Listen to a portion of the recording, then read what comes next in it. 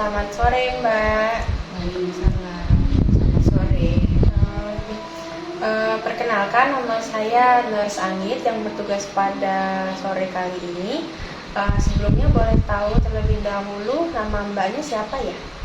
Fadila Rahmayani. Oke, Mbak Fadila Rahmayani maunya dipanggil siapa? Dila aja. Oke, Mbak Dila ya. Kalau gitu, Mbak Dila gimana kabarnya hari ini? Apa yang dirasain? Masih sama kayak sebelum-sebelumnya. Oke, ya. Kalau gitu sebelumnya saya di sini mau melakukan pengkajian ya Mbak Dila. Nantinya akan saya tanyakan beberapa hal. Mohon dijawab ya Mbak Dila. Untuk ini sebelumnya apakah Mbak Dila ada yang mau ditanyakan terlebih dahulu? Apakah sudah siap? Tidak ada yang mau ditanyakan. Boleh. Oke, kita lanjut ya. Oke. Kalau boleh tahu Mbak Dila tinggalnya di mana ya? Tinggalnya di Tegalrejo RT3 Tanjung Emin. Oke, sekarang pekerjaannya apa kalau boleh tahu Mbak Dila? Mahasiswa. Mahasiswa di pendidikannya perguruan tinggi ya. Statusnya apakah sudah menikah atau belum? Belum menikah. Umurnya berapa Mbak Dila kalau boleh tahu? 21. 21. Oke.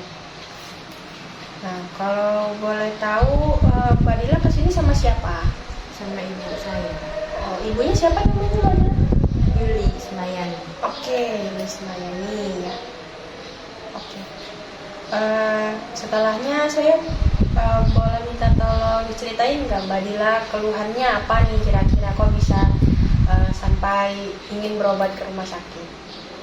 Saya tuh rasanya pas setelah ditinggal kucing saya 3 bulan yang lalu, saya ngerasa kayak saya tuh males buat keluar rumah, buat ngobrol-ngobrol sama orang, bahkan sama keluarga saya sendiri juga. Dan saya kayak ngerasa saya tuh nggak pede sama penampilan saya sekarang, karena kan semenjak 3 bulan itu saya tuh kalau capek pengennya makan terus. Jadi naik berat badan saya, makanya saya nggak mau, saya menghindari banget sama kaca. Saya nggak mau kaca, terus saya nggak pede sama penampilan saya sekarang. Oh, seperti itu. Oke. Kalau boleh tahu nih, tadi kan Mbak Dila bilang Mbak Dila ngerasa sedih kan kehilangan karena kucing peliharaannya Mbak Dila sudah meninggal. Terus berduka cita ya sebelumnya Mbak Dila. Kalau boleh tahu gimana sih cara Mbak Dila tuh atau upaya-upaya apa aja sih yang udah Mbak Dila ataupun keluarga Mbak Dila lakuin untuk mengatasi keluhan Mbak Dila selama ini? Keluarga saya sempat ngasih kucing yang baru, tapi saya tetap aja ngerasanya beda walaupun warnanya sama, mirip kayak gitu kan, tapi tetap ngerasanya beda, nggak bisa ngegantiin kucing saya yang sudah meninggal. Oke, kalau boleh tahu sebelum ada kehilangan hewan peliharaan Mbak Dila ini, Mbak Dila ada riwayat penyakit terdahulu atau enggak? Oke, nggak ada ya. Begitu juga dengan keluarga atau mungkin salah satu anggota keluarganya ada riwayat penyakit? Nggak ada ya. Jadi sehat semua ya Mbak Dila. Oke, untuk kebutuhan sehari-hari nih kayak makan, pakaian, terus hiburan dan lain-lain, apakah kira-kira Mbak Dila tercukupi atau ada yang kekurangan menurut Mbak Dila? Tercukupi ya semuanya. Oke, begitu kita lanjut ya Mbak Dila. Mbak Dila ada riwayat alergi nggak? Obat atau makanan seperti itu? Ya, ada ya. Oke, nanti juga bakal saya cross check lagi ke ibunya ya. Kalau gitu saya mau ini dong nanya-nanya ke Mbak Dila soal kemampuan Mbak Dila untuk ngerawat diri. Jadi kayak mandi, pakai baju, ke kamar mandi gitu-gitu ya Mbak Dila. Kita pelan-pelan aja nggak apa-apa. Oke, nanti kalau di tengah-tengah pengkajian ini Mbak Dila ngerasa lelah atau mau istirahat dulu nggak apa-apa ya, bilang aja, stop aja, nanti kita berhenti. Ya. Oke, lanjut ya. Kalau gitu untuk kegiatan mandi nih, Mbak Dila sebelum masuk rumah sakit apakah ada dibantu atau mandiri? Pas sudah masuk rumah sakit juga mandiri apa? Oh ya, mandiri ya kalau gitu. Kalau untuk berpakaian nih, Pak, berdandan seperti itu. Sendiri juga. Sendiri juga. Kalau untuk ini ke kamar mandi Sama. sama. Oke. Kalau berpindah tempat nih, misal dari tempat tidur ke kursi, tempat tidur ke kamar mandi gitu-gitu masih ada yang dibantu nggak Mbak Dila? Enggak. Nggak ada ya. Berarti berpindah tempat itu juga Mbak Dila bisa sendiri ya? Berjalan Mbak Dila ada kesulitan nggak? Nggak ya. Kalau naik tangga Bisa juga. bisa juga. Berbelanja Kalau berbelanja masih dibantu. masih dibantu. Oke. Sama keluarga ya? Atau ada teman gitu? Keluarga. Untuk memasak Mbak? Gimana memasak, ibu yang masak. Ibu yang masak. Oke. Kalau untuk ini bersih-bersih rumah tuh kayak nyapu, ngepel, beresin kamar tuh kira-kira Mbak Adila biasanya sendiri atau dibantu Pak? Dibantu juga. Dibantu dari sebelum dan masuk rumah sakit ini juga ya harus dibantu. Oke, kalau gitu terima kasih Mbak Dila.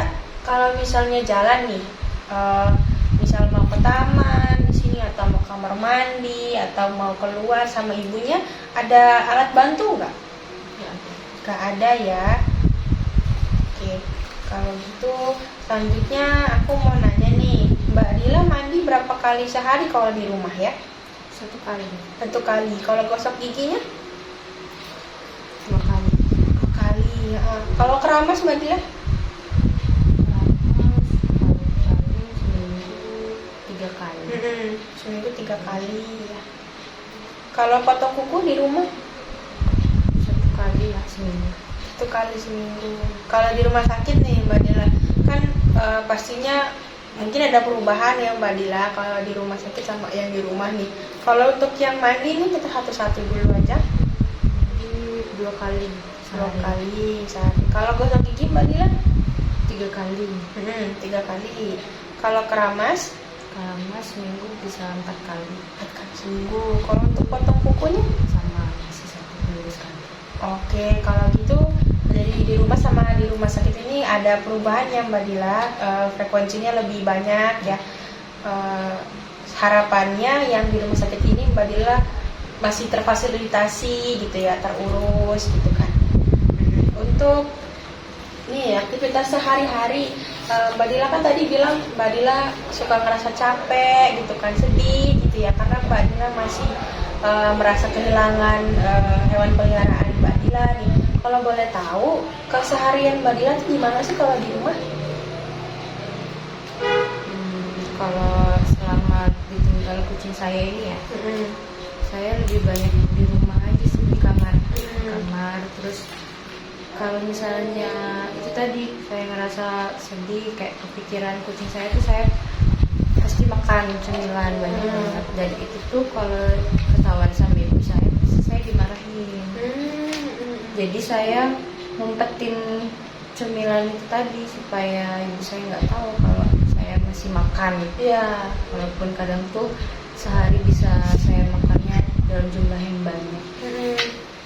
Oh, seperti itu. Kalau misalnya untuk olahraga gitu, Mbak Dila biasanya kayak gimana olahraga? Nggak olahraga. Oh, nggak olahraga sama sekali. Oke.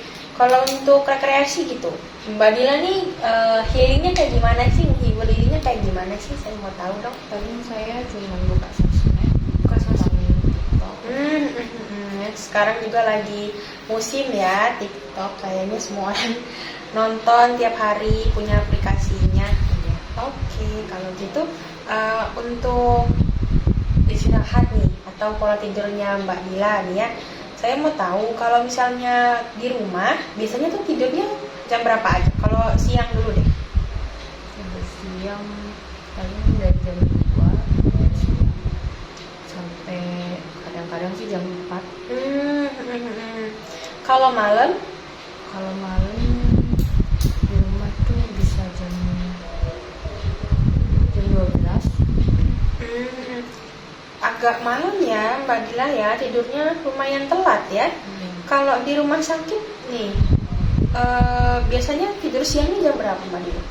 Jam 12.30 kadang udah disuruh tidur. Oh, kalau malamnya jam berapa tuh? Cepet kalau di rumah sakit bisa hari malam jam 10 lah udah disuruh tidur. Iya ya. Kalau gitu ini ya pastinya ada perubahan pola tidurnya ya. Jam tidurnya ada yang lebih cepat, ada jadinya lebih lama kan. Kalau gitu mungkin bisa saya hitung nih, misal Mbak Dila tuh di rumah tidurnya 6 jam. Kalau di rumah saya tidurnya lebih dari 8 jam nih. Kira-kira Mbak Dila ada masalah nggak untuk pola tidur gitu? Misal sering tiba-tiba kebangun pas malam atau sulit tidur atau gimana Mbak Dila? Kalau selama di rumah ya sulit tidur gitu. Kayak kan kucing saya tuh sering main di rumah, main di kamar ya sama saya kayak suka keingetan aja sama dia, jadi susah tidur. Kalau boleh tahu Mbak Dila apa ada mimpi buruk? Ya, Ada. Oh iya, mimpi buruk ya. Itu saya tulis ya. Kalau misal Mbak Dila ini sehari-harinya ini gak sih ngerasa cemas gak? Atau worry? Atau merasa tertekan gitu nggak? iya ada. Ada. Kenapa itu kalau boleh tahu Mbak? Mungkin selain karena ditinggal kucing saya tadi ya, terus ngelihat kondisi saya yang sekarang itu jadi saya kayak cemas, bisa nggak saya balik lagi kayak dulu. Jadi ini ya masih sulit membiasakan diri gitu ya Mbak ya sama kucing yang lalu, dan sekarang juga ada kucing pengganti ini kan ya. Kalau biasanya nih, karena Mbak Dila tadi kan bilang lebih suka berdiam diri ya di kamar gitu. Biasanya Mbak Dila nih ada ngobrol nggak sih sama mungkin orang rumah aja deh dulu, kayak ibu atau ayah atau adiknya? Ada interaksi nggak sama orang-orang tersebut? Jadi Mbak Dila hanya berdiam diri di kamar aja ya kalau gitu? Oke. Mbak Dila ini nggak ngerasa pusing nggak? Kayak kalau misalkan bangun tiba-tiba bergoyang seperti itu ruangannya? Nggak ada ya. Kalau nyeri? Nggak ada juga. Oke. Kalau gitu selanjutnya nih saya bakal minta Mbak Dila untuk lebih banyak bercerita ya Mbak Dila, nggak apa-apa. Kalau misalkan Mbak Dila merasa kesulitan, pelan-pelan aja ya Mbak Dila. Lagi saya mau ingatkan kalau misalkan Mbak Dila capek atau merasa kesulitan nih, topiknya keberatan Mbak gitu, nggak apa-apa, bilang aja ya ke saya. Nanti kita berhenti sejenak ya Mbak Dila. Oke, apa boleh saya lanjut lagi Mbak Dila? Oke, kalau gitu saya mau tanya gimana sih pendapat Mbak Dila terhadap diri Mbak Dila sendiri. Jadi bisa tentang fisik Mbak Dila, badan Mbak Dila, atau mungkin perilaku Mbak Dila selama ini tuh. Kira-kira pendapat Mbak Dila gimana? Boleh tolong ceritain? Saya ngerasa kalau soal fisik ya, fisik sama tentang diri saya tuh ada banyak banget perubahan semenjak 3 bulan yang lalu itu. Kayak fisik saya tuh yang pasti berubah karena kan saya udah masuk ke obesitas. Terus juga otomatis ngaruh juga ke kemampuan saya buat kalau misalnya kayak jalan nih bisa tapi ngerasa berat gitu kan. Terus juga pokoknya saya ngerasain ada banyak perubahan lah dari selama 3 bulan terakhir itu. Dan itu tadi soal saya yang malu buat ketemu orang-orang banyak. Oh oke. Kalau begitu berarti Mbak Dila ini ngerasa ini ya ada perubahan lah ya fisik dari sebelum kehilangan ke setelahnya peliharaannya Mbak Dila ini meninggal gitu ya. Oke, kalau gitu selanjutnya Mbak Dila ada nggak sih kayak kesulitan untuk gimana ya beradaptasi gitu sebagai peran Mbak Dila di keluarga misalnya ya, sebagai kakak atau sebagai anak gitu sebelum dan sesudah kehilangan ini gitu. Kalau yang sebelum nggak ada sih, nggak ada kesulitan. Cuman kalau yang sekarang mungkin saya bingung ya, keluarga saya sebenarnya masih nganggep peran saya itu atau enggak, karena saya hari-hari di kamar aja. Oke. Oke, jadi Mbak Dila nih ada keraguan gitu lah ya. Iya. Kayak menempatkan posisi Mbak Dila di keluarga ini seperti apa ya setelah kehilangan ini. Kalau untuk di sosialnya gitu Mbak Dila, kayak sama tetangga atau sama teman-teman Mbak Dila gitu, kira-kira ada perubahan juga nggak sih peran Mbak Dila sebagai teman dan tetangga juga? Karena itu aja sih, nggak sering keluar rumah. Oke, karena nggak sering interaksi itu ya Mbak Dila, jadi Mbak Dilanya ragu gitu ya, sekarang ini perannya apa sih gitu. Oke, terima kasih. Selanjutnya nih kita ada tentang identitas diri nih ya Mbak Dila. Jadi hubungannya itu dengan percaya diri, terus kemampuan diri kita untuk menerima perubahan, terus potensi diri gitu. Kalau dari yang barusan saya sebutkan ini, kira-kira pendapat Mbak Dila terhadap hal-hal tersebut di diri Mbak Dila itu kayak gimana? Apakah ada kesulitan atau ada keraguan lagi atau ada keluhan atau kayak gimana? Ya, kesulitan sih, terutama yang bagian percaya diri kan. Kayak saya tuh merasa kan udah beda banget penampilan saya dari yang dulu sampai yang sekarang. Jadinya saya kayak ngerasa orang-orang pasti ngelihat saya bakal diomongin, jadiin bahan omongan orang-orang lah. Oh iya, seperti itu ya. Kalau boleh tahu nih ya Mbak Dila nih ini nggak sih mengalami gimana ya, sulit nggak sih untuk menerima, atau Mbak Dila nih ada penyangkalan nggak sih terhadap keadaan Mbak Dila yang sekarang? Iya. Tapi saya nggak bisa berbuat apa-apa sih. Saya bingung aja bertanya-tanya. Kenapa Mbak Dila ngerasa nggak bisa berbuat apa-apa itu? Karena sebenarnya kayak masih bingung gitu, Nas. Saya tahu ini salah, tapi saya juga nggak tahu gimana caranya biar saya bisa kembali lagi kayak dulu. Oh iya ya, kalau gitu ini ya Mbak Dila, tadi dari sebelumnya pertanyaan saya ini emang sudah mengutarakan adanya keraguan, kebingungan gitu ya Mbak Dila ya. It's okay Mbak Dila, nanti kita perlahan-lahan bantu ya Mbak Dila untuk cari jalan keluar seperti apa, penyelesaiannya bagaimana supaya Mbak Dilanya kedepannya bisa lebih baik lagi, bisa balik ke semula lagi gitu ya Mbak Dila. Kalau begitu saya mau bertanya soal ini nih tadi, untuk peran dan hubungan tadi saya mau bertanya lebih jauh lagi Mbak Dila. Kalau boleh tahu ada nggak sih support atau dukungan gitu yang diberikan oleh orang-orang di sekitar Mbak Dila? Keluarga sih. Keluarga.